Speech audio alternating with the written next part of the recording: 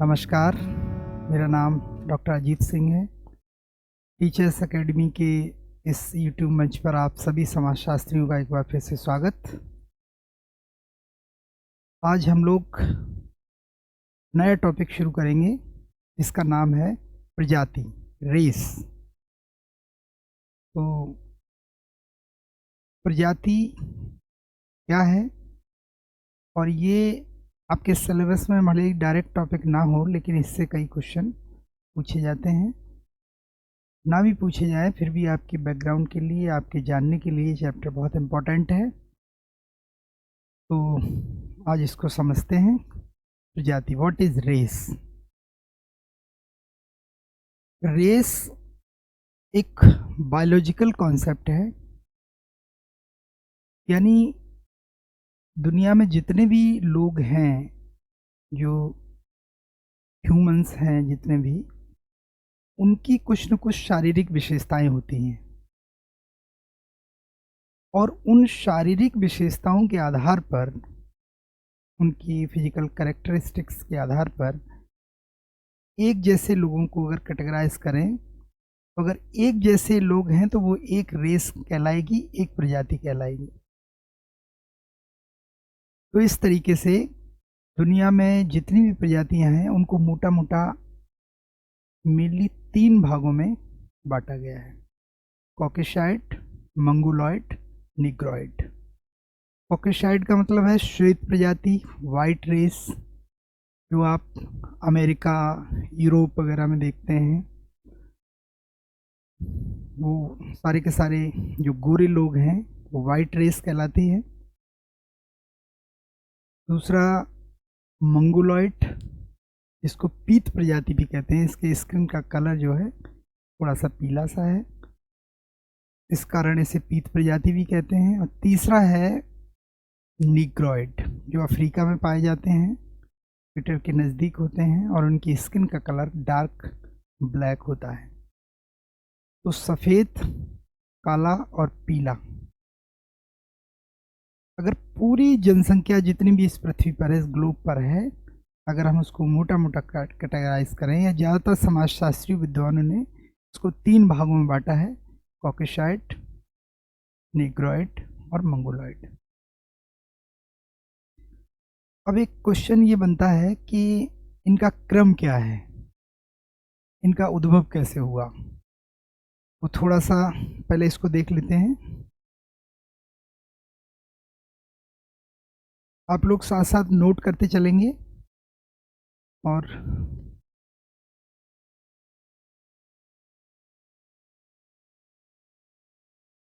तो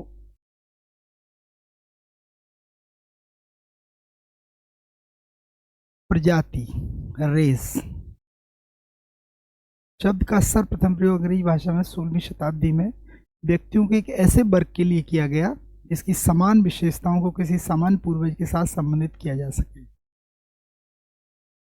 1859 में Charles Darwin ने अपनी पुस्तक द ओरिजिन ऑफ स्पीसीज में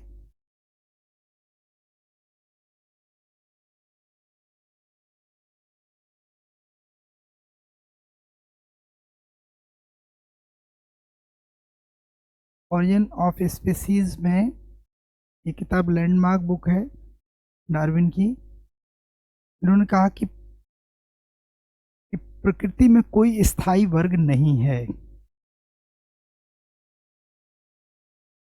इसके विपरीत स्थानीय वर्गों के रूप में भौगोलिक प्रजातियां एवं उप प्रजातियां हैं जो पूर्णतः स्थित और पृथक हैं। कुल मिलाकर इनका कहना ये था कि ये जो प्रजातियां हैं ये स्थिर नहीं है। इनका भौगोलिक परिस्थितियों के आधार पर इनमें थोड़े थोड़े चेंजेस आते रहते हैं। सामान्यतः प्रजाति मनुष्यों का वह बृहद समूह है। बृहद समूह इसलिए कहा गया है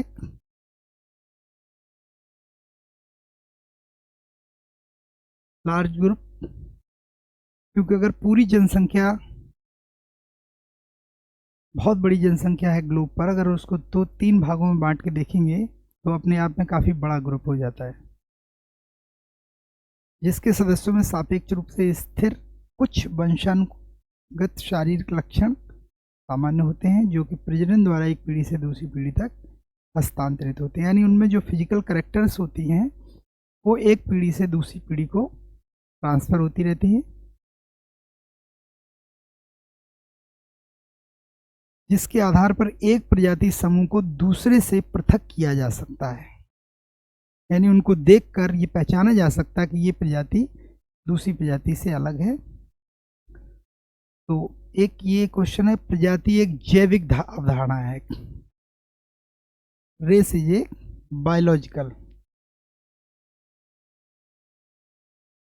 बायोलॉजिकल कॉन्सेप्ट है, न कि क्षेत्रीय, न कि रीजनल और कल्चरल।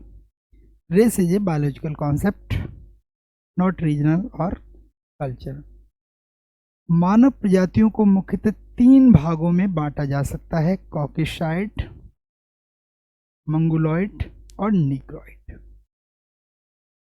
कॉकेसाइड का मतलब श्वेत प्रजाति, मंगोलॉइड का मतलब पीत प्रजाति और निग्रोइड का मतलब ब्लैक रेस, काली प्रजाति। अब एक सवाल पूछा जाता है कि इनका क्रम क्या है, क्योंकि सभी प्रजातियां, सभी ह्यूमंस जो हैं वो होमो सैपियंस की संतानें हैं। तो इनके जो अलग अलग कलर क्यों हैं और ये इनका क्रम क्या है, पहले किसका उद्भव हुआ, ये भी एक क्वेश्चन पूछा गया है। तो इसको याद रखने के लिए एक कहानी के माध्यम से इसे याद रखिए, जस्ट फॉर, इसे आप जोक भी कह सकते हैं, ये कोई वैज्ञानिक कहानी नहीं है, लेकिन जस्ट एंटरटेन के लिए और आपको याद करने के लिए। एक बार ऐसा हुआ कि ब्रह्मा जी से कहा गया सब लोगों ने कि मनुष्य का निर्माण किया जाए। ब्रह्मा को सृष्टि का रचयिता बताया गया है, तो ब्रह्मा जी से निवेदन किया गया है, एक मानव का निर्माण कीजिए। तो ब्रह्मा जी तैयार हो गए और उन्होंने एक मिट्टी के पुतले को बनाया और उसके नाक नक्श पूरे सारी चीजें बनाई और उसको आग पर पकाने के लिए रख दिया। तो क्योंकि सारे लोग बहुत जल्दी उसको देखने के लिए कि ये नई कोई चीज़ इस यूनिवर्स पे आ रही है और उसके क्रिएटर ब्रह्मा जी हैं, सारे लोग बहुत एक्साइटेड थे। तो जल्दी जल्दी में जब उसको निकाला गया तो वो पुतला जो है थोड़ा सा कच्चा सा रह गया। तो उन्होंने कहा नहीं नहीं ठीक से नहीं पका, उसको फेंक दिया, फिर दोबारा रिक्रिएट किया और दोबारा उसको आग पे रखा ठीक से। तो जब वो पक रहा था, लोग इंतजार कर रहे थे, तब तक नारद जी आ गए और नारद जी ने कोई संदेश वाहक थे तो संदेश सुनाने लगे। तब तक वो आग में जो पुतला था वो जल गया, निकाला उसको तो उसमें देखा काला सा एकदम जल गया, वो भी फेंक दिया उन्होंने। तो उसके बाद तीसरी बार उन्होंने फिर से कोशिश की और इस बार उन्होंने पूरी ध्यान से, और वो तब तक समझ भी गए थे कितना टाइम लगेगा और ठीक ठाक पकने में, और फिर जो तीसरी बार निकला तो उसका कलर और वो सारी चीज़ें परफेक्ट थी।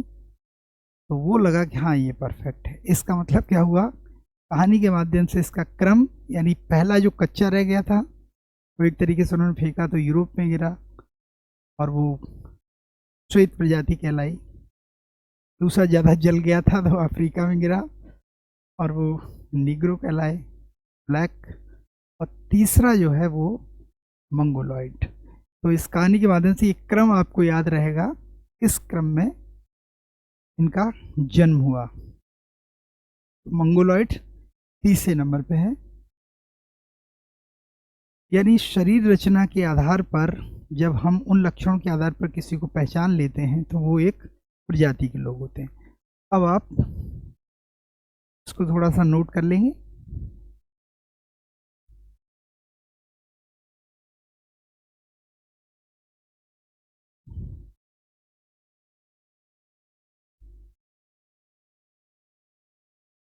प्रजाति की परिभाषाएं, definitions of race. Doctor D N. Majumdar की परिभाषा काफ़ी ठीक है।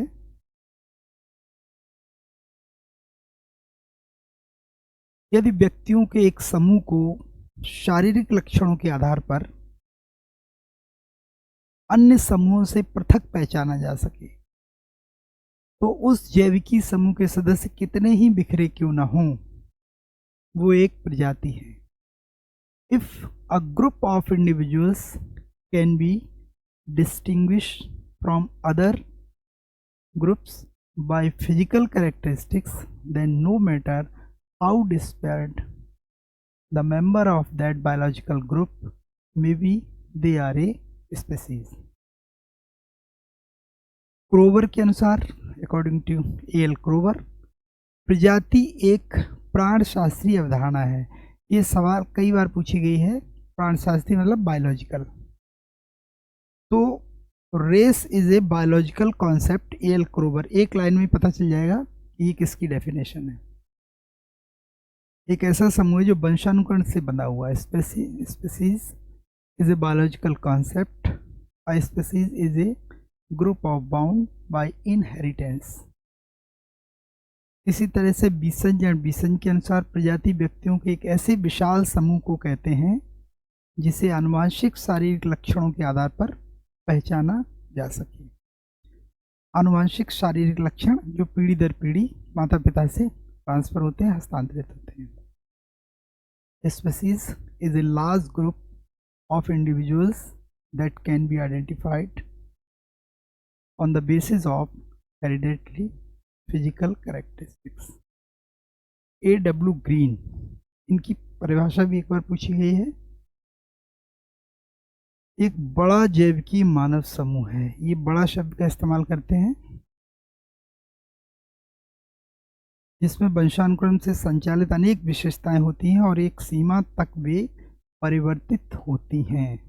अ race is a large biological human group. तो लार्ज बायोलॉजिकल ह्यूमन ग्रुप से पहचान लेंगे आप कि ये A.W. ग्रीन की डेफिनेशन है। That has a number of inherited characteristics that can very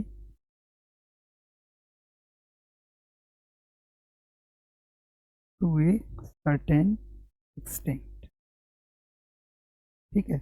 Oval के अनुसार प्रजाति विशिष्ट जैविक रचना के फलस्वरूप उत्पन्न होने वाले शारीरिक लक्षणों का एक विशिष्ट संयोग करने वाले अंतर संबंधित मनुष्यों का एक बृहद समूह है।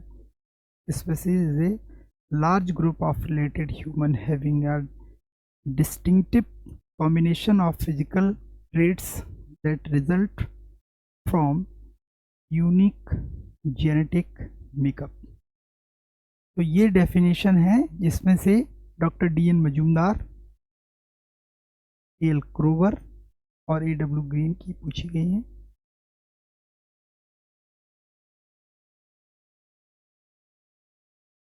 इनको आप नोट कर लीजिए।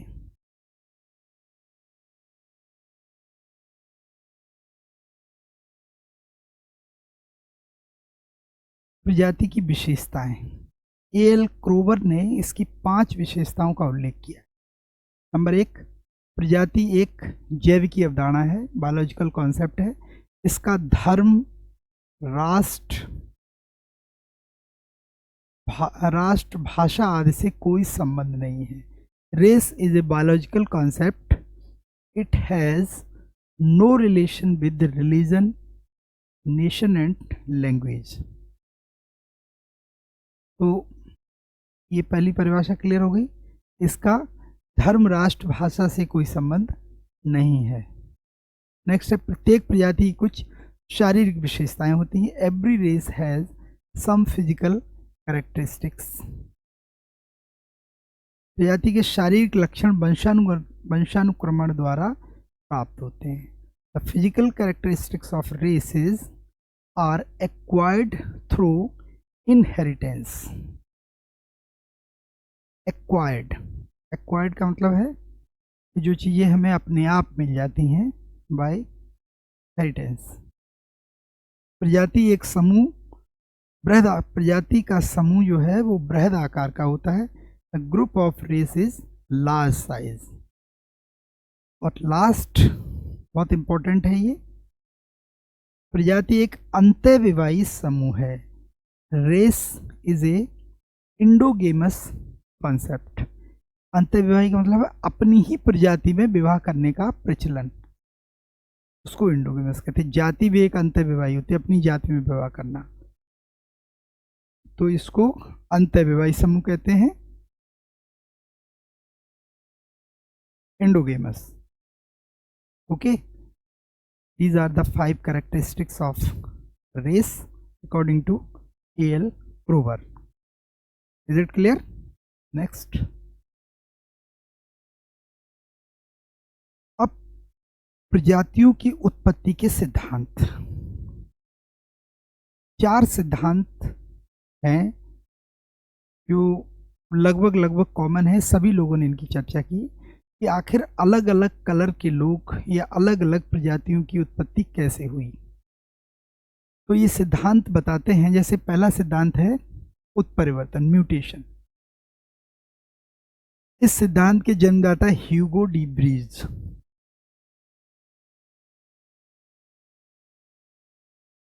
सबसे पहला तो ये पूछा था किसका है, कई बार ये मैचिंग में आता है किसका सिद्धांत है, तो फैक्ट के रूप में याद रखना किसने दिया। इनका कहना है कि अचानक जीवों में कुछ परिवर्तन होता है मेटाबॉलिज्म के कारण, दूर से आने वाली बहुत सारी अल्ट्रावायलेट किरणों के कारण, कई सारे इसके मतलब कॉजेज हो सकते हैं कि अचानक कुछ परिवर्तन होता है। तो अचानक परिवर्तन से मतलब क्या है कि जैसे गोरे माता पिता की अचानक काली संतान उत्पन्न हो जाना फॉर एग्जाम्पल, और वो फिर जो काली संतान है फिर वो लक्षण जो है कैरी ऑन होते रहते हैं पीढ़ी दर पीढ़ी, और कालांतर में एक ऐसी प्रजाति जन्म लेती है ना पूरी तरह काली होती है ना पूरी तरह से वाइट होती है। तो इस तरीके से वो एक नए प्रकार की रेस बन जाती है, ये कहना है म्यूटेशन। दूसरा है नेचुरल सिलेक्शन। इस सिद्धांत के जन्मदाता Darwin and Wallace, Charles Darwin और वॉलेस ने सिद्धांत को जन्म दिया। इस सिद्धांत में जो इनकी थ्योरी है सर्वोत्तम की उत्तरजीविता, यानी सर्वाइवल ऑफ द फिटेस्ट। इस सिद्धांत के अनुसार पृथ्वी पर जीवों को जीवित रहने के लिए नेचर के साथ अकोमोडेट करना पड़ता है, उसके साथ अनुकूलन स्थापित करना पड़ता है। जैसे मतलब ये सिद्धांत ये कहता है कि जो लोग पृथ्वी के में बदलती हुई परिस्थितियों के अनुसार अनुकूलन स्थापित कर लेते हैं, अपने शारीरिक शरीर में बॉडी में कुछ चेंजेस ले आते हैं, वो लोग तो सरवाइव करते हैं, अदरवाइज वो नष्ट हो जाते हैं या प्रकृति उन्हें मार देने के लिए चुन लेती है। जैसे जो लोग पोल पे रहते हैं, वहाँ बहुत ज़्यादा सर्दी है, तो उन लोगों के शरीर पर बालों की मात्रा सबसे ज़्यादा पाई जाती है। वहाँ के जो जानवर होते हैं उनके शरीर पर भी, जो पोलर बियर होते हैं उनके शरीर पे काफ़ी ज़्यादा बालों की मात्रा है ना। तो कहने का मतलब है कि शरीर में चेंजेस अगर आप परिवर्तन नहीं, जैसे हर साल आप देखते होंगे जाड़ा गर्मी बरसात में कुछ लोग मारे जाते हैं, न्यूज़ आती है कि सर्दी तापमान इतना और कुछ लोग ठंड से ख़त्म हो गए, है ना। गर्मी बहुत पड़ती तो उससे ख़त्म हो जाते हैं, लू से ख़त्म हो जाते हैं, बहुत सारी चीज़ें हैं। तो जब नेचर बदलता है उसके अनुसार अगर आपने परिवर्तन नहीं किया, मान लीजिए बहुत सर्दी पड़ रही है और आपने गर्मी का इंतजाम नहीं किया उससे फाइट करने का, तो व्यक्ति नष्ट हो जाता है। ये कहते हैं चार्ल्स डार्विन और वॉलेस। इन्होंने एग्जाम्पल दिया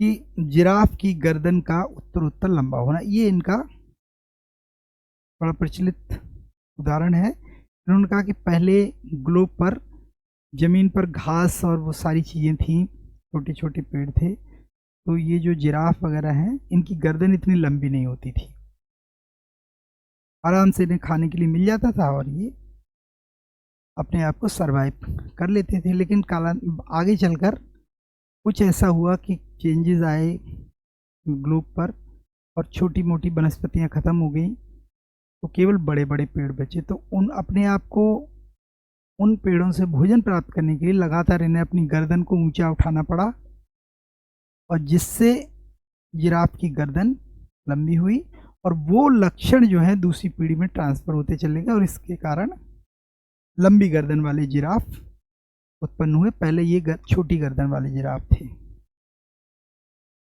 तो दूसरा सिलेक्शन हो गया नेचुरल सिलेक्शन का सिद्धांत। इस तरह से चेंज होते हैं तो नई पीढ़ी मतलब नई प्रजाति बनती है। तीसरा है समूह के बाहर यौन संबंध यानी अंतर मिश्रण का सिद्धांत। इस सिद्धांत के प्रतिपादक जॉन मेंडल हैं। इन्होंने बताया कि क्रॉसिंग से नई प्रजाति जन्म लेती है। फूलों का, गुलाब के फूलों पे इन्होंने प्रयोग करके बताया किस तरीके से ये ट्रांसफर होते हैं। तो क्रॉसिंग का मतलब है कि जैसे वाइट रेस और ब्लैक रेस, इन दोनों में जब क्रॉसिंग हुई या शादी संबंध हुए होंगे तो एक नई तरह की प्रजाति ने जन्म लिया होगा। अंतर मिश्रण शुरू से ही होता रहा। फ्रॉम वेरी बिगनिंग लोग ट्रेवल करते थे या आक्रांता, एक जगह गए, दूसरा युद्ध जीता तो वहीं बस गए, फिर वहाँ शादी कर ली। तो उनकी अपनी जो रेस है उससे दूसरी रेस में जब शादी करेंगे तो जो आने वाली पीढ़ी होगी वो एक नए तरीके की हो जाएगी। तो इससे भी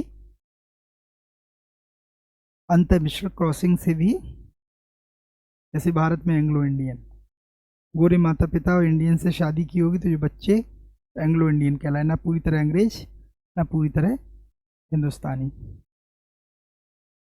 और चौथा सिद्धांत है आइसोलेशन। इस सिद्धांत के प्रतिपादक ड्यूमाजी मिल्स हैं। इनके अनुसार भौगोलिक सामाजिक पृथक करने में नई प्रजातियों को जन्म दिया। कई बार ऐसा होता है कि नदी, पहाड़, रेगिस्तान, समुद्र, इनके कारण व्यक्ति एक जगह आइसोलेटेड हो गए और दूसरी जगह संपर्क नहीं कर पाए। तो जो आइसोलेटेड हो गए वो जैसी परिस्थितियों में आइसोलेटेड हुए उसी टाइप की प्रजाति बन गई। जैसे रेगिस्तान में रहने वाले रेगिस्तान के लोग थोड़ी अलग टाइप के, जैसे उनकी नाक में अधिक बाल पाए जाते हैं, कोई डस्ट वगैरह उड़ती है तो वो नाक से हवा से वो गंदगी रुक जाए बाहर, इस तरह ऑटोमेटिक उनकी नाक में बाल अधिक पाए जाते हैं। तो नदी, दलदल, रेगिस्तान, समुद्र के कारण किसी अन्य समूह के संपर्क में नहीं आ पाता और अपनी शारीरिक विशुद्धता बनाए रखता है। यानी वो ग्रुप जब बाहर नहीं जाएगा तो उसकी जो कैरेक्टरिस्टिक्स हैं बॉडी की वो एक जैसी बनी रहेंगी। तो जो जिस तरह के क्षेत्र में होगा उसी टाइप से उसमें कैरेक्टरिस्टिक्स उसकी बनी रहेंगी और सारे के सारे अलग अलग भौगोलिक क्षेत्र के निवासी अलग अलग रूप में विकसित हो जाते हैं। तो ये चार कारण हैं: उत्परिवर्तन, नेचुरल सिलेक्शन और प्राकृतिक प्रवरण, क्रॉसिंग यानी समूह के बाहर यौन संबंध, और तीसरा है आइसोलेशन। इनके कारण जो है ये प्रजातियों की उत्पत्ति के सिद्धांत है। अलग अलग प्रजातियां इस कारण से बनी होंगी, ऐसा विद्वानों का मानना है। नेक्स्ट, प्रजाति निर्धारण के आधार। अब प्रजाति निर्धारण के क्या आधार हैं? एक तो निश्चित शारीरिक लक्षण जो बदलते नहीं हैं, जनरली इन पर पर्यावरण का कम से कम प्रभाव पड़ता है, इसलिए इनको निश्चित शारीरिक डेफिनेट फिजिकल ट्रेट्स कहा गया है। जैसे सिर की बनावट, क्रेनियल शेप, सिर की बनावट है, इसमें भौगोलिक पर्यावरण का बहुत ज़्यादा फर्क नहीं पड़ता है ना। दूसरा, खोपड़ी का घनत्व, क्रेनियल कैपेसिटी, नाक की बनावट, नेजल शेप, कद, स्ट्रक्चर, ब्लड ग्रुप और चेहरे की बनावट। ये जनरली वो चीज़ें हैं जो स्थायी होती हैं, लगभग लगभग बहुत जल्दी नहीं बदलती। दूसरी तरफ अनिश्चित शारीरिक लक्षण होते हैं, जैसे त्वचा का रंग, स्किन कलर, ये बदल सकता है। अगर अफ्रीकन बच्चे को लगातार यूरोपीय माहौल में रखा जाए तो उसके स्किन का कलर बदल जाएगा। केश रचना, हेयर टेक्सचर, ये भी बदल जाता है। आंखों की रंग का बनावट, ये भी चेंज हो जाता है। शरीर पर बालों की मात्रा चेंजेबल है। होठ, लिप्स, ये भी चेंजेबल है। कान, ठुड्डी, जबड़े की बनावट, shape of year, chin, jaw, ये सारे के सारे अनिश्चित शारीरिक लक्षण माने गए हैं। इनके आधार पर प्रजातियों का निर्धारण किया जाता है। अब देखिए निश्चित शारीरिक लक्षण, इसमें एक ये पूछा जाता है शीर्ष देशना, सिफेलिक इंडेक्स। इसको कैसे निकालते हैं? इस सिर की चौड़ाई में लंबाई का भाग देंगे, width upon length into 100, this is the formula. इसके आधार पर जो सिरों में अगर 75 से कम निकला तो वो कहलाएंगे लंबे सिर, डोलिको सिफेलिक, ठीक है, इनको कहेंगे लंबे सिर। अगर उनकी शीर्ष देशना इस फॉर्मूले के अकॉर्डिंग 75 से कम रह जाती है तो। दूसरा मध्यम सिर, वीजोसिफेलिस, इसमें 75 से 80 के बीच में शीर्ष देशना होती है उनकी, यानी सिफेलिक इंडेक्स जो है 75 टू 80, तो मीजोसिफेलिक कहलाएंगे। और चौड़े सिर, इसमें जो शीर्ष देशना है सिफेलिक इंडेक्स जो है 80 से अधिक होती है, 80% से, तो वो कहलाते हैं चौड़े सिर। अब इसी तरह से खोपड़ी का घनत्व, क्रेनियल कैपेसिटी, सबसे अधिक खोपड़ी का घनत्व कॉकेशाइड प्रजाति का है, यहीं से झगड़ा शुरू। उसके बाद मंगोलाइड और उसके बाद निग्रॉइड। झगड़ा क्या है अभी इस पे आगे बात करेंगे, रेसिस पे बात करेंगे हम लोग। नेक्स्ट है पुरुषों की तुलना में स्त्रियों की खोपड़ी का घनत्व कम होता है।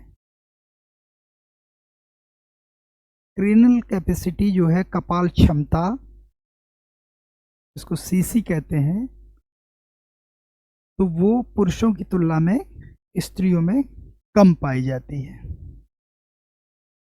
आधुनिक पुरुष की खोपड़ी का घनत्व औसत यानी on an average 1125 CC cranial capacity,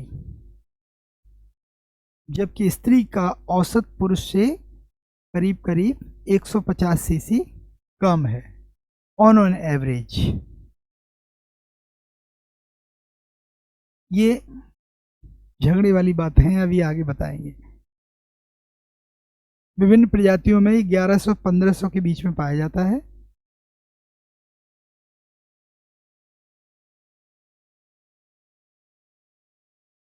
और कॉकेशाइड प्रजाति में ये जो क्रेनियल कैपेसिटी 1800 सीसी से ऊपर होती है। अब आइए नाक की बनावट, ये भी स्थायी है, क्लोजर शेप। नाक की बनावट के आधार पर प्रजातियों को ज्ञात करने का ये जो फॉर्मूला है, ये सबसे पहले किसने निकाला? Thomson and Buxton. ये क्वेश्चन पूछा जाता है, नाक की बनावट के आधार पर कैटेगराइज किसने किया? Thomson and Buxton. इसको आप याद रखेंगे। कैसे निकालते हैं नेजल इंडेक्स?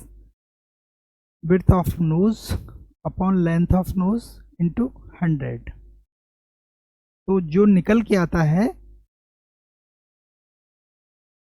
तो जिस जीवित व्यक्ति की अगर 70 से कम होने पर मृत व्यक्तियों में अगर जैसे किसी की डेथ हो जाती है, तब हम अगर फॉर्मूले से निकालते हैं तो अगर 47 से कम आती, 47 से कम, क्योंकि डेथ होने के बाद चेहरा सिकुड़ जाता है, तो उसको लंबी नाक माना जाता है। यानी जो कंकाल मिले होंगे उनको टेस्ट किया होगा किस प्रजाति के हैं, तो वो इसी स्थायी लक्षण से पता लगाया होगा कि उनकी नेजल इंडेक्स क्या है। प्रजाति जो अधिकांशतः कश्मीर, पंजाब, राजस्थान में पाई जाती है, ये लोगों की नाक लंबी होती है। कॉकेशाइड प्रजाति जो भारत में, यानी इंडिया में कश्मीर, पंजाब, राजस्थान में पाई जाती है, इन लोगों की नाक लंबी है। तो वैसे तो कॉकेशाइड प्रजाति यूरोपियन प्रजाति है, वाइट रेस, जो यूरोप में, अमेरिका में है ना, तो अमेरिकी कॉन्टिनेंट, यूरोपियन कॉन्टिनेंट में पाई जाती है। चपटी नाक,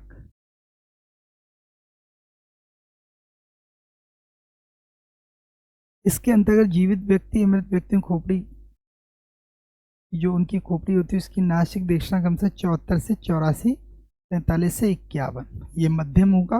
और इसी तरह चपटी नाक वाले जो मंगोल प्रजाति के लोग हैं,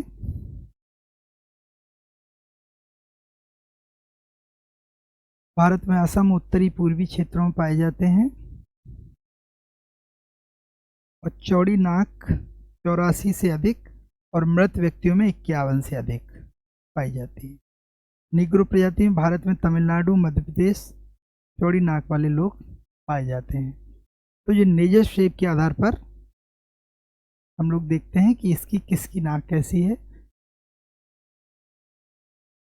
जो कॉकेशाइड प्रजाति के लोग हैं वो यूरोपियन कंट्री में, अमेरिका, जो वाइट रेस है,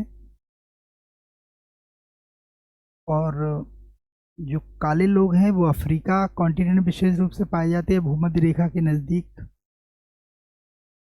और जो बाकी लोग बचे हुए हैं, जैसे जिसमें हम सभी लोग आ जाते हैं, वो सब मंगोलॉइड कहलाएंगे।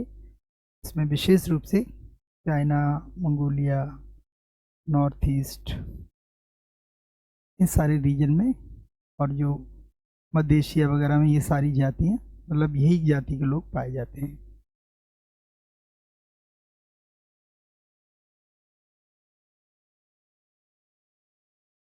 तो ये इनकी नेजल शेप हो गई।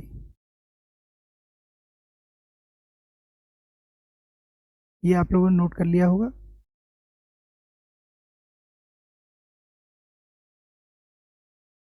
कद, विश्व में सबसे छोटे बुशमैन प्रजाति के लोग होते हैं, अफ्रीका में पाए जाते हैं, जिनका औसत कद 4 फुट 6 इंच होता है। और सबसे लंबे हैं पेंटागोनियंस, अमेरिका के होते हैं, इनका कद 6 foot 4 inch, Africa, West Indies side में। तो प्रजाति, ये प्रजातियों के नाम हैं और ये इनके औसत कद दिए हुए हैं।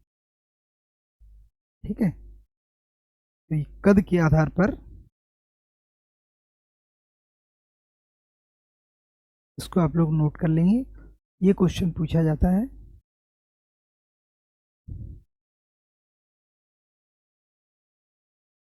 ब्लड ग्रुप,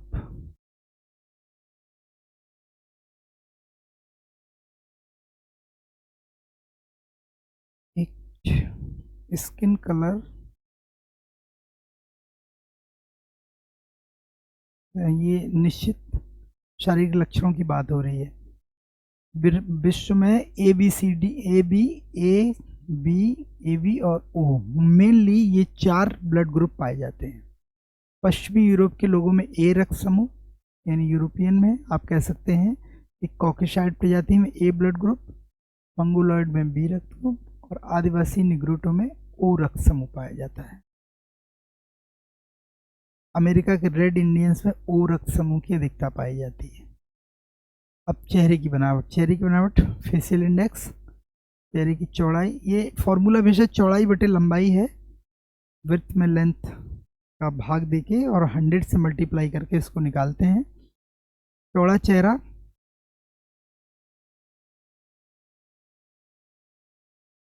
इसकी 78.9 से कम फेशियल इंडेक्स होती है। ये अत्यधिक चौड़ा चेहरा या हाइपर।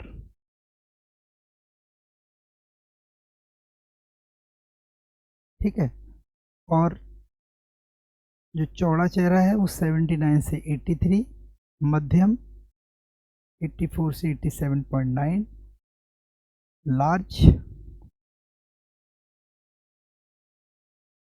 लेप्टोरोस्कोपिक, इसकी देशना जो है 88 से 92.9 के बीच में होती है, और चौड़ा चेहरा जो होता है इसकी 93 से अधिक होती है, 93 से अधिक। ये इनका फॉर्मूला है ज्ञात करने का। अब आइए अनिश्चित शारीरिक लक्षण। त्वचा का रंग, जैसे स्किन कलर।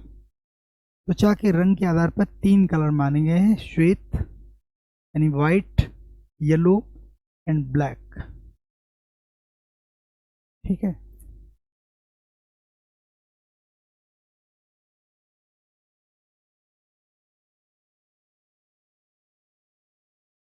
इसको श्याम प्रजाति भी कहते हैं। कॉकेसाइड प्रजाति की त्वचा का रंग सफेद, मंगोलॉयड प्रजाति की त्वचा का रंग पीला तथा निग्रोइड प्रजाति की त्वचा का रंग काला होता है। त्वचा के रंग के आधार पर विश्व की सभी प्रजातियों को श्वेत प्रजाति, पीत प्रजाति, काली प्रजाति में बांटा जा सकता है। ये एक क्वेश्चन पूछा था आर्थर कीथ, इन्होंने त्वचा के रंग के आधार पर प्रजातियों का वर्गीकरण किया। इन्होंने ब्राउन, श्वेत, white, black, yellow and brown, इसमें बांटा है आर्थर कीथ ने, इनका नाम याद रखिएगा। अब आई केश रचना, हेयर टेक्सचर। हेयर टेक्सचर के आधार पर व्हील्स और हाइजर ने केशों को 5 भागों में बांटा है। सीधे केश, स्ट्रेट हेयर, कॉकेसाइड मंगोलॉयड में पाए जाते हैं। लहरदार, बेबी, एनू, पॉलिनेशियन, ऑस्ट्रेलाइड, द्रविड़, भूमध्य सागरी, इन लोगों में पाए जाते हैं। घुंघराले यानी करली, पश्चिमी एशिया, यूरोप, इन लोगों में पाए जाते हैं। अब आइए प्रजातियों का वर्गीकरण, क्लासिफिकेशन। अब ये क्वेश्चन पूछा जाता है कि प्रजातियों को इन लोगों ने किस तरीके से वर्गीकृत किया। अभी कई बार क्वेश्चन पूरा आता है कि इतना बड़ा वर्गीकरण है और ये किसका है, कैसे याद रखें। इसको याद करने का एक तरीका है कि हर एक वर्गीकरण में कुछ विशेष शब्द होते हैं, उनको पकड़िए। ये पूरा रटने की जरूरत नहीं है, मोटा मोटा आप जान गए कौन कौन सी प्रजाति, कॉकेसाइड की ब्रांचेस कौन कौन सी हैं, मंगोलॉयड की, ये भी और देख लेंगे इनको। लेकिन इसको देख के घबराना नहीं है। इसको याद करने का तरीका क्या है, जैसे एल क्रोबर है। अब इन्होंने संपूर्ण प्रजातियों को 3 भागों में यानी कॉकेशियन, मंगोलॉयड और निग्रोइड में बांटा, और इसको 11 उपभागों में इन्होंने डिवाइड किया है। जैसे कॉकेशियन है श्वेत प्रजाति, नॉर्डिक, अल्पाइन, ये कॉकेशियन के ब्रांचेस हैं, नॉर्डिक, अल्पाइन, भूमध्य सागरी और हिंदू। ठीक है, मंगोलॉयड प्रजाति में इन्होंने Mongolian, Malaysian, American Indian, America तो कॉकेसाइड पे है, लेकिन अमेरिकन इंडियन जो है ये इन्होंने मंगोलॉयड में रखा। इसी तरह से Negroid, Negro, Malaysian, pygmy, bushman, ये सारे के सारे निग्रो प्रजाति के लोग हैं। अब इनका इतना बड़ा वर्गीकरण कैसे याद रखें, तो इसमें एक शब्द याद रखिए, हिंदू। हिंदू शब्द किसी और ने इस्तेमाल नहीं किया है, तो जब वर्ग क्लासिफिकेशन आएगा उसमें सिर्फ हिंदू पकड़ लीजिए, समझ जाइए क्रोबर ने क्लासिफाई किया है। ओके, इसको देख लीजिए। नेक्स्ट, इसके अतिरिक्त क्रोबर ने संदेहास्पद प्रजातियों का भी उल्लेख किया है। इन्होंने प्रजाति में नहीं रखा, लेकिन संदेह है इनके प्रजाति होने में। ऑस्ट्रेलॉइड, पॉलिनेशियन, पेडाइट, एनू, ये जापान की है या श्रीलंका की है। पॉलिनेशिया ये आपके दक्षिण एशिया, और ऑस्ट्रेलाइट ऑस्ट्रेलिया के आसपास। तो ये इन्होंने संदेहास्पद में रखा है। ये भी पूछा जाता है किसने रखा, क्रोबर ने, एल क्रोबर, अमेरिकन एंथ्रोपोलॉजिस्ट। नेक्स्ट, अब आया है बी हॉवेल का वर्गीकरण। इन्होंने तीन तीन तो सभी ने बांटा है, उसके बाद उनके उपभाग कर दिए हैं, जैसे नार्डिक, भूमध्य सागरी और अल्पाइन, ये कॉकेसाइड प्रजाति के लोग हो गए। वाइट रेस हो गई, एशियाटिक, ओशियानिक, अमेरिकन इंडियन, ये मंगोलॉइड पीत प्रजाति हो गई। और अफ्रीकन ओशनिया निग्रेटो, ये निग्रो प्रजाति के लोग हैं, यानी ब्लैक रेस हो गई। तो इसमें आप क्या चीज पकड़ सकते हैं?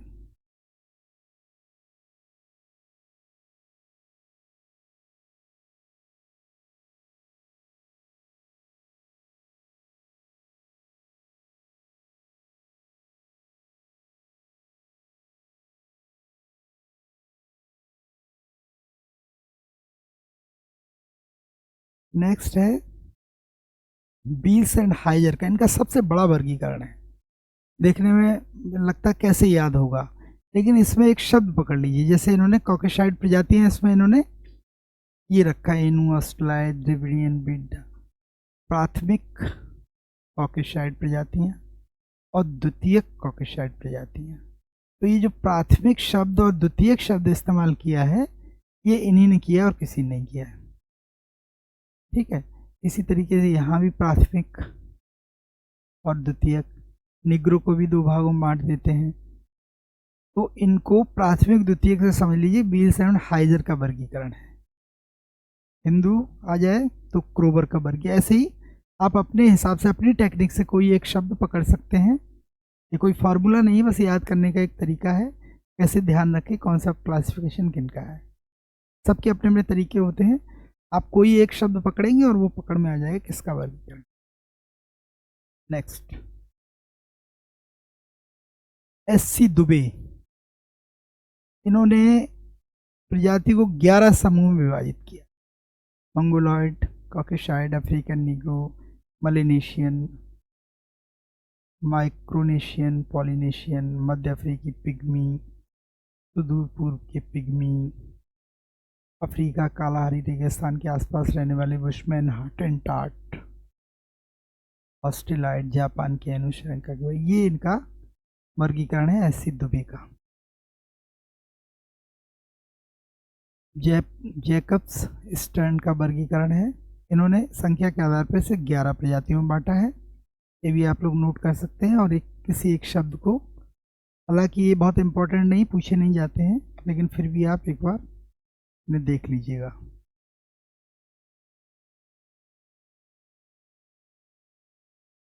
अब ये जो प्रजातियां हैं, इनकी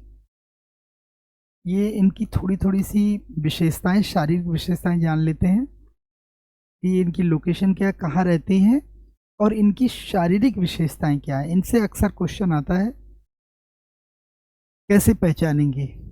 तो अब देखिए, कॉकेसाइड प्रजाति, इसको श्वेत प्रजाति भी कहते हैं। इनकी आंखों का रंग नीला बादामी, बाल सीधे घुंघराले, खोपड़ी का घनत्व 1800 सीसी, सबसे ज्यादा इनका होता है। इसकी 3 उप प्रजातियां हैं, अल्पाइन, भूमध्य सागरी और नॉर्डिक। अल्पाइन प्रजाति के लोग, अब इनको तीनों को थोड़ा देखते हैं। अल्पाइन प्रजाति, इसके लोग यूरोप के बीच में, सेंटर और पूर्वी भाग में बसे हुए हैं। इन लोगों के शरीर की विशेषताएं, इसके पास सिर चौड़ा, नाक लंबी, होंठ पतले, कद लगभग 5 फुट 5 इंच। ठीक है, इनका सिर चौड़ा, यहीं से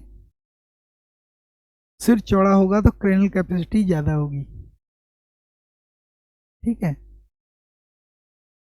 त्वचा का रंग सफेद से लेकर पीला भूरा, शरीर और मुंह पर पर्याप्त बाल होते हैं। भारत में गुजरात, मध्य प्रदेश, पूर्वी उत्तर प्रदेश, बिहार में ऐसी प्रजाति के लोग पाए जाते हैं। तो ये अल्पाइन प्रजाति है। इनका इन्हीं में से कोई एक विशेषता दे देगा, जैसे लिख देगा लंबा सिर, चौड़ा सिर होता है लेकिन सिर लंबा, नाक लंबी, होंठ पतले। तो इस तरीके से कंफ्यूज कर देगा और इनमें से एक विशेषता जो है वो डिफरेंट होगी वहीं से क्वेश्चन पूछा जाएगा इनमें से कौन सी विशेषता नहीं है। नेक्स्ट है भूमध्य सागरीय प्रजाति। ये भूमध्य सागर से लेकर भारत तक फैले हुए हैं। भारत में पंजाब, राजस्थान, पश्चिमी उत्तर प्रदेश इस प्रजाति के लोग पाए जाते हैं। इनकी विशेषता है कि औसत कद 5 फुट 4 इंच, सिर लंबा, नाक लंबी, होंठ पतले, केस सीधे घुंघराले तथा काले होते हैं। शरीर व चेहरे पर बालों की मात्रा कम होती है। त्वचा का रंग हल्का बादामी या जैतूनी होता है। अब ये जो भूमध्य सागरी है और अल्पाइन, इसमें क्या अंतर है एक विशेष रूप से कि इनका सिर चौड़ा होता है और इनका सिर लंबा होता है। ये ध्यान रखने वाली बात है।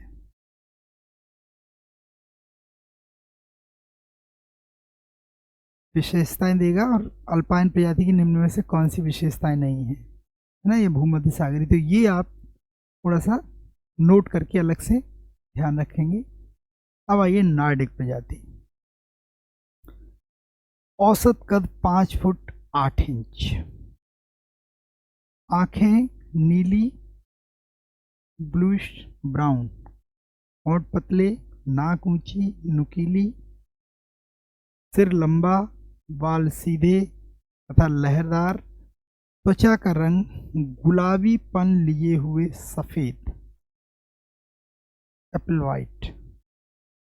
नार्डिक प्रजाति जर्मनी, स्वीडन, बाल्टिक प्रदेश तथा भारत में पंजाब, राजस्थान, कश्मीर, यानी कश्मीर में इसी प्रजाति के लोग हैं, पंजाब। तो इनका जो रेडिश वाइटनेस जो होती है वो इनके चेहरे पे होती है, ग्लो करता हुआ। ये नार्डिक प्रजाति के।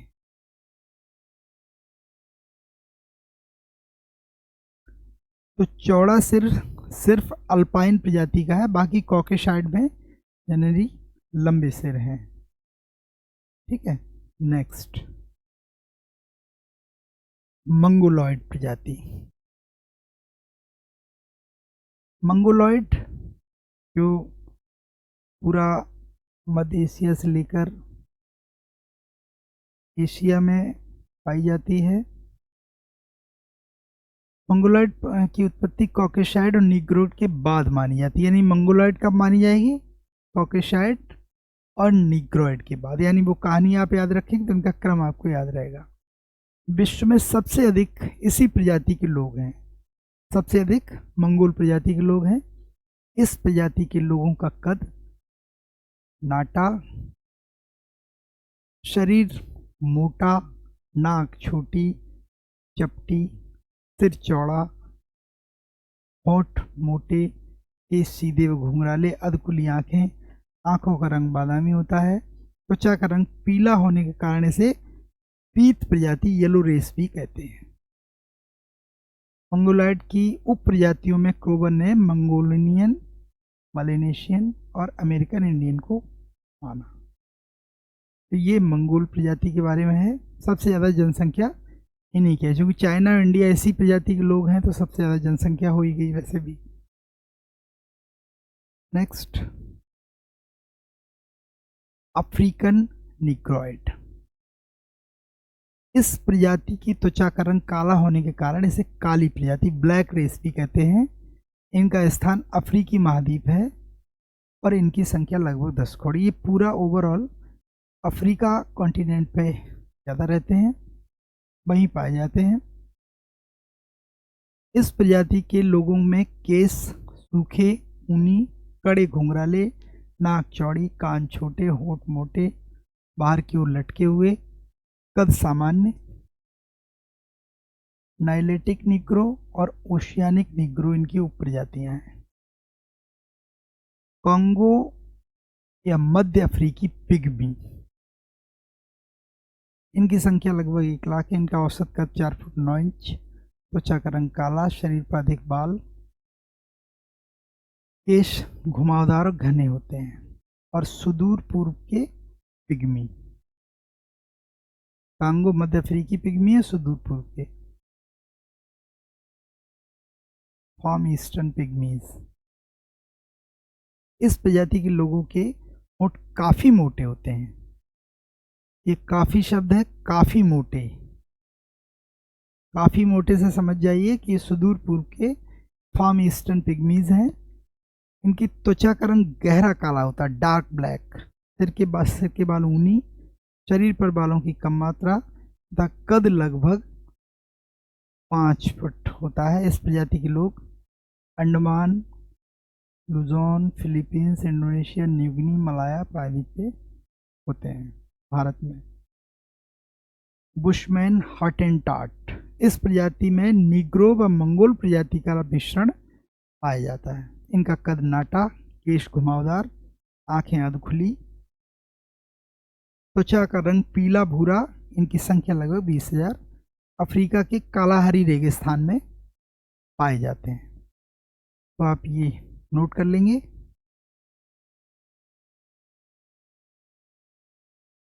मलेनेशियन, इनकी त्वचा का रंग काला, गहरा जैतूनी, बाल कड़े तथा घुंघराले, नाक चौड़ी, कद मध्यम आकार का होता है। इनकी संख्या लगभग 20 लाख है, जो दक्षिणी प्रशांत महासागर द्वीपों न्यूगिनी, फिजी तक फैले हुए हैं। इसके अलावा माइक्रोनेशियन, पॉलिनेशियन, इस प्रजाति के कॉकेसाइड प्रजाति की विशेषताएं भी पाई जाती हैं। इनके शरीर पर कम मात्रा में बाल, सिर पर घने और लहरदार बाल, त्वचा का रंग पीला और भूरा होता है। तो ये उत्तरी द्वीपों माइक्रोनेशिया तथा पूर्वी देशों में पॉलिनेशियन प्रजाति के लोग निवास करते हैं। अब आइए ऑस्ट्रेलाइट। इस प्रजाति के लोगों में शारीरिक सिर लंबा, केश काले तथा लहरदार और घुंघराले, त्वचा का रंग चॉकलेटी, नाक चौड़ी, होंठ मोटे, आंखें काली, भौहें उठी हुई, कद सामान्य होता है। इस प्रजाति के लोग ऑस्ट्रेलिया में निवास करते हैं। संख्या लगभग 40,000। दक्षिण भारत में विभिन्न क्षेत्र में इस प्रजाति के लोग पाए जाते हैं। अब एनु, ये जापान में पाई जाने वाली प्रजाति है। संख्या लगभग 10,000। और इसकी बात है, इसकी त्वचा का रंग जो है वो हल्का हरा होता है, ग्रीनिश। ये इसकी पहचान है, त्वचा का रंग हल्का हरा, ग्रीन, है ना। इससे आप पहचान लेंगे एनु जापान। ये मैचिंग में आती कौन सी प्रजाति कहाँ की है। एक तरफ प्रजातियां दे देगा, एक तरफ स्थान दे देगा, आपको क्रॉस करके मैच कराएगा। बेडाइट, बेडाइट जनजाति जो है, ये प्रजाति ये श्रीलंका में पाई जाती है।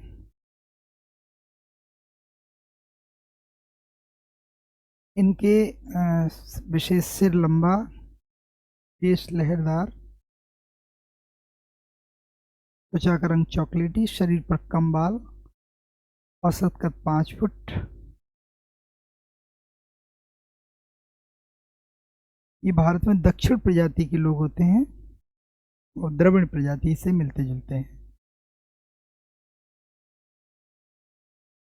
अब आइए भारत में प्रजाति तत्वों का जो वर्गीकरण है इंडिया में।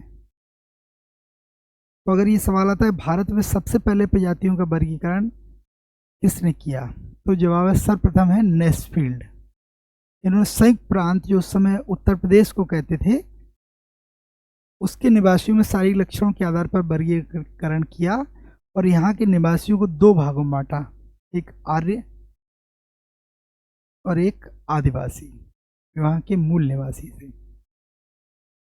इसी तरह से सर हर्बर्ट रिजले का वर्गीकरण, ये काफ़ी पॉपुलर है। रिजले भी ब्रिटिश एंथ्रोपोलॉजिस्ट थे नेस्फील्ड की तरह।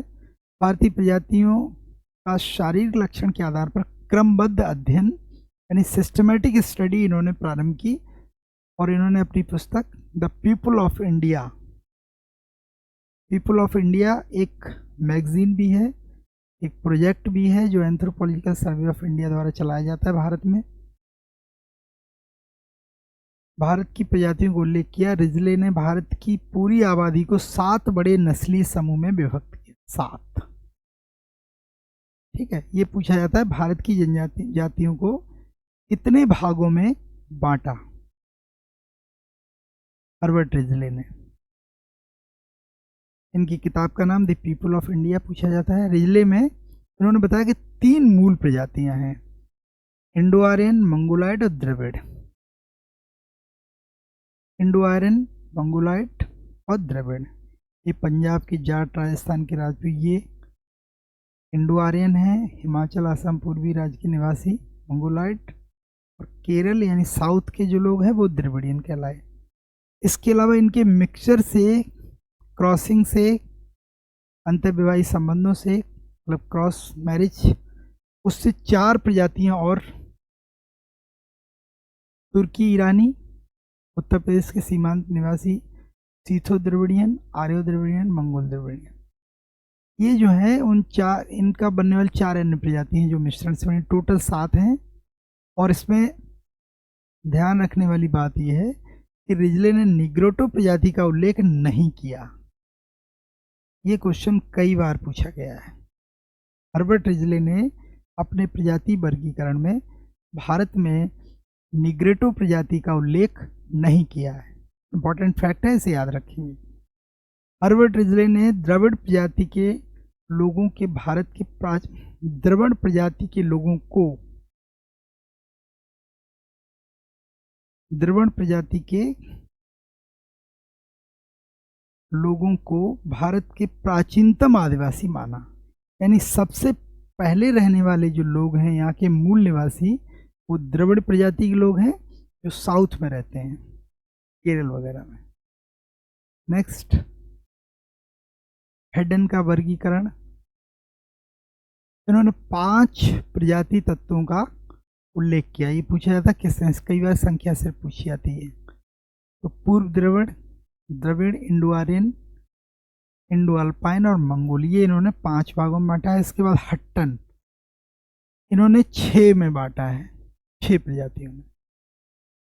निग्रोटो, प्रोटोस्लाइड, भूमध्य सागरी, इसकी 2 ब्रांचेज हैं, पूर्व भूमध्य सागरी और भूमध्य सागरी। फिर है अल्पाइन प्रजाति की आर्मेनॉइड शाखा, मंगोलाइड, इंडो आर्यन। इन्होंने अब जो हर्बर्ट रिजले ने भारत में निग्रोटो प्रजाति का उल्लेख नहीं किया, लेकिन इन्होंने ये कहा कि निग्रोटो प्रजाति भारत की सबसे प्राचीन प्रजाति है। यानी दक्षिण भारत के जो द्रविड़ लोग हैं